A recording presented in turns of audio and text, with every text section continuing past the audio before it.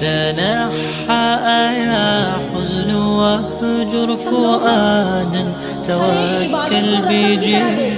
اب جیسے شب رات آئی تھی، اب اس کے بعد رمضان کی تیاری ہے، تو ان سب چیزوں میں جو اصل چیز ہے اسے ہمیں کرنا ہے. رمضان مبارک میں قرآن مجید کا نزول ہوا. قرآن مجید پڑھنا پڑھانا، اس کے بارے میں تمام فضائل ہیں جس میں اللہ تعالیٰ نے کتنے اس کے بتائے ہیں کہ میرے بندو، یہ میری کتاب ہے، تم اس کو پڑھو، اس سے تمہیں رہنمائی ملے گی. تو ہمارا رمضان بیکار نہ جائے. اور جب تک ہم سنیں گے نہیں کسی چیز کو تو سمجھیں گے کیسے، پھر عمل کیسے کریں گے؟ کیونکہ بعض جو دین سے دوری ہے صرف اسی وجہ سے، جہالت کی وجہ سے. خواتین کے اندر جو آج ہمارے مستورات میں تھوڑی سی دین کی کمزوری ہے، عمل کی طرف نہیں جڑے ہوئے. وجہ کیا ہے؟ وجہ یہی ہے کہ ہمیں اس کا علم نہیں ہے. اگر انسان کو علم ہو جائے تو اس کے پیچھے پھر وہ چلنے کی کوشش کرے، اگر اسے اس کی نالج ہو جائے. شادیوں کی تیاری ہوتی ہے کئی مہینے پہلے. جس گھر میں شادی ہوتی ہے تو مہینوں پہلے تیاری ہوتی ہے. شادی ایک دن کی ہوتی ہے، تیاری سالوں سے پہلے ہونے لگتی ہے کہ فلاں سال میں فلاں تاریخ میں ہم اپنے بچوں کی شادی کریں گے. تو اس کی تیاری، دہیج کا سامان، مہمانوں کے بیٹھنے کی جگہ، شادی کہاں ہوگی، کیسے ہوگی، کتنا دینا ہے، کتنا آئے گا، کتنا لینا ہے، کہاں کیا ہوگا، اس کی تیاری پہلے سے کرتے ہیں. اور ایک دن کی شادی ہوتی ہے. تو اسی طریقے سے اس دنیا میں ہم کتنا انجوائے کریں گے، کتنے مزے لیں گے، کتنا انجوائے کریں گے. کچھ دنوں کی زندگی بعد میں چھوڑ کے سب کچھ چلے جانا. تو ہماری ہر ایک دن، روزانہ کا دن ایسا ہونا چاہیے کہ کہیں ہمارا آخری دن تو نہیں ہے. تو رمضان مبارک میں رمضان ایسے گزارنے ہیں گویا کہ آئندہ پتہ نہیں رمضان ہمیں ملے نہ ملے. قال اللہ تعالیٰ فی القرآن المجید والفرقان الحمید تبارک الذی نزل الفرقان علی عبدہ لیکون للعالمین نذیرا. تعریفات توصیفات اس رب کے لیے سزاوار ہے جو موت اور زندگی کو بنانے والا ہے. وہ اللہ ہے، وہ وحدہ لا شریک ہے، اس کے علاوہ کوئی معبود نہیں ہے. وہ علی کل شیء قدیر ہے، وہ اول ہے، وہ آخر ہے، وہ ظاہر ہے، وہ باطن ہے، وہ دھڑکتی رگ سے بھی ہمارے بہت قریب ہے. اور قرآن مجید کو آگے رکھ کر ہی ہمیں اپنی زندگی گزارنی ہے. صحابہ اکرام رضی اللہ تعالیٰ عنہ اجمعین، اللہ کے پیارے حبیب کے صحابی. اچھا، صحابی کس کو کہا گیا؟ جو ہم کہتے ہیں رضی اللہ تعالیٰ عنہ، رضی اللہ تعالیٰ عنہ. صحابی کہتے ہیں ساتھی، جنہوں نے اللہ کے نبی کو دیکھا، دیدار کیا اور آپ کے ہاتھ پر ایمان لائے، وہ صحابی کہلائے. اور وہ صحابی تو اللہ کے نبی علیہ الصلوۃ والسلام نے ارشاد فرمایا کہ میرے صحابی، میرے صحابہ ایسے ہیں جیسے کہ چمکتے ستارے، ستاروں کی مانند ہیں. ان کی تعریف قیامت تک ہوتی رہے گی. وہی قرآن، وہی عبادت کوئی یہ بتاؤ کہ چینج ہو گئی، بدل گئی عبادت؟ وہی 1400 سال پہلی نماز وہی آج ہے. وہی قرآن مجید جو پہلے جب نزول ہوا قرآن مجید کا، وہی قرآن اس وقت وہ پڑھتے تھے. کیسا لگتا ہوگا جب اللہ کے پیارے حبیب قرآن پڑھتے ہوں گے؟ صحابہ اکرام جب قرآن پڑھتے ہوں گے، وہی یاسین ہے، وہی سورہ بقرہ ہے، وہی یاسین ہے، وہی سورہ فلق ہے، سورہ ناس ہے، وہی سورہ فاتحہ، سب کچھ وہی ہے. کچھ بدلا ہے؟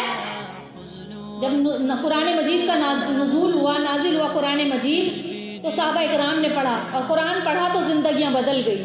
وہ صحابہ اکرام جو جہالت کی زندگی گزار رہے تھے، جب اللہ کے نبی کو دیکھا، دیدار کیا، قرآن مجید کو سنا، تو سنتے ہی دلوں کی کیفیت بدل گئی. آج ہم تم قرآن پڑھتے، کیفیت ہی نہیں بدلتی. بچے قرآن پڑھتے ہیں، بس ایک رسم بنا لی کہ چلو اتنا پڑھ لیا، یہ اس نے 6 پارے پڑھ لیے، اس نے 10 پارے پڑھ لیے. حالانکہ جو ہم پڑھیں گے، اللہ قرآن مجید کے ہر حرف پر 10 نیکیاں ملتی ہیں، اجر میں مل رہا ہے. لیکن اصل قرآن کا نزول ہوا کیوں قرآن مجید نازل ہوا؟ کیا یاسین صرف یاسین پڑھنے کے لیے کہ رسم کے اعتبار سے جمعے کے دن یاسین پڑھ لی، چند عورتیں بیٹھ گئی 41 بار؟ ایسا ہی ہو رہا ہے آج کل. تو بس کہ کہیں دکان مکان میں خیر و برکت کے لیے سورہ بقرہ پڑھا لی، قاری صاحب کو بلاؤ، سورہ بقرہ پڑھا لو، قرآن خوانی کرا لو، یہ کرا لو. وہ سب اپنی جگہ پر ہے، وہ پڑھو گے تو تمہیں اجر ملے گا. لیکن اصل قرآن جو آیا تھا زندگیوں کو بدلنے کے لیے. اصل قرآن کیوں آیا؟ زندگیوں کو بدلنے کے لیے.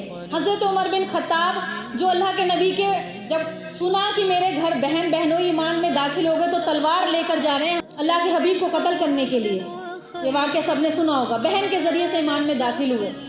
ایک بہن، ایک بیٹی اور ایک ماں اور ایک بیوی یہ سبب بنتی ہیں اس کو دین پر چلانے کے لیے۔ آج ہماری مائیں، بہن، بیٹیاں، برا مت ماننا، معافی کے ساتھ، معذرت کے ساتھ، ان کے اندر خود اتنی دین کی کوئی طلب نہیں ہے کہ ہم اپنے بچوں تک، اپنے بیٹوں تک، اپنے شوہر تک، اپنے بھائی تک کیسے دین پہنچائیں۔ تو عورت کا رول ایک ماں کی شکل میں، ایک بیوی کی شکل میں، بہن اور بیٹی کی شکل میں آئی ہیں اس طرح کے واقعات۔ میرا موضوع ٹاپک چونکہ قرآن کے بارے میں ہے، تو قرآن کا نازل ہونا کیا مقصد تھا؟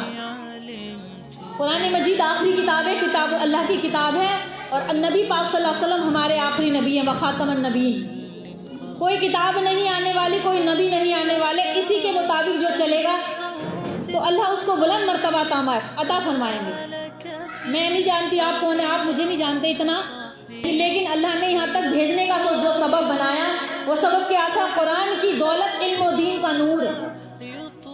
کیوں بنایا سبب؟ یہ کہ اللہ تعالیٰ نے دین عطا فرمایا، یہ علم عطا فرمایا۔ جب یہ علم اللہ تعالیٰ کسی کو دیتا ہے تو ان کے چہروں کو، ان کے سینوں کو منور فرما دیتا ہے، منور کر دیتا ہے، کھول دیتا ہے سینوں کو کہ میرے بندو جاؤ تم اب آگے دین کا پیغام پہنچاؤ۔ قرآن مجید کا جو نزول ہوا کس سبب سے؟ کہ اس سے زندگیوں کو بدلو۔ قرآن چونکہ پڑھتے ہیں کبھی سمجھتے نہیں، نہ ہی کوئی ایسا نظام بن پایا، کیونکہ جتنا انسان سنے گا اس کی زندگی بدلتی چلی جائے گی۔ حضرت عمر بن خطاب نے جب اپنے گھر پہ قرآن کی آیت سنی، قرآن مجید کی آیت سورۃ طٰہٰ کی آیت تھی، ان کی بہن اندر پڑھ رہی تھی اور ساتھ میں ان کے شوہر بھی تھے، اور صوفوں میں لکھا ہوا تھا، سورۃ طٰہٰ کی آیت تھی، طٰہٰ مَا أَنزَلْنَا عَلَيْكَ الْقُرْآنَ لِتَشْقَىٰ إِلَّا تَذْكِرَةً لِمَن يَخْشَىٰ۔ یہ قرآن مجید کی آیت جب اندر تلاوت فرما رہی تھی تو باہر سے جب حضرت عمر بن خطاب نے سنی، قرآن مجید چونکہ جو سراپا نور ہے، ہدایت ہے، وہ کس مقصد کے لیے نازل ہوا؟ تو اللہ فرماتا ہے، قرآن مجید کی آیت ہے، اے دنیا بھر کے لوگوں سنو، اے دنیا بھر کے لوگوں سنو کہ قرآن مجید نازل فرمانے والے رب العالمین نے ہم سے کیا وعدہ فرمایا ہے۔ بأنك نجوى ولبس خبيث مضل قبيح